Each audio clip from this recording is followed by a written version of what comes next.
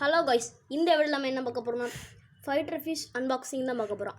இங்கே பாருங்கள், fighter fish நீங்கள் இப்போ புதுசு வாங்கினீங்கன்னு வைங்களேன், இப்படி ஒரு அரை மணி நேரத்துக்கு இப்படி டெம்பரேச்சர் விட்டுறணும்.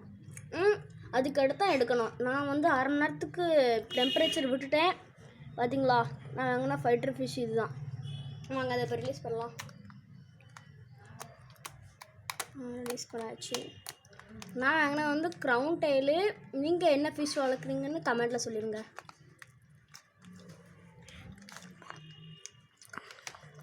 இன்னது வரமாட்டேக்கி, என்ன சிக்கல் பார்ப்போமா? இங்கே பாருங்க கைஸ், வரமாட்டேக்கி. எடுத்துடலாம்.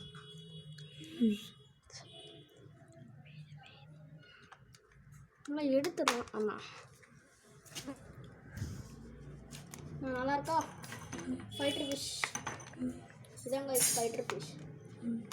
இது வந்து க்ரௌன் டெயில் அப்படின்னு ஒரு வகை. உங்கள் வீட்டில் என்ன ஃபிஷ் இருக்குது அப்படின்னு கமெண்ட்டில் சொல்லுங்கள்.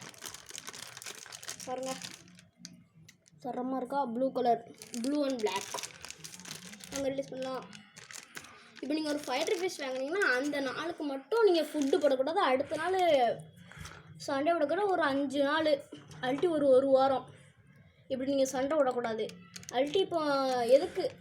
அல்லது இப்படி நீங்கள் சண்டை விட்டிங்கன்னு அது பயந்துடும்னா அது இப்போ தான் நீங்கள் வாங்கிட்டு வந்து புது இடத்துல இன்றைக்கி அப்போ சண்டை போட்டிங்கன்னா வரியில் கூட நிறையா ஃபிஷ் வாய்ப்பு இருக்குது. சரி வாங்க, நம்ம ரிலீஸ் பண்ணிடலாம்.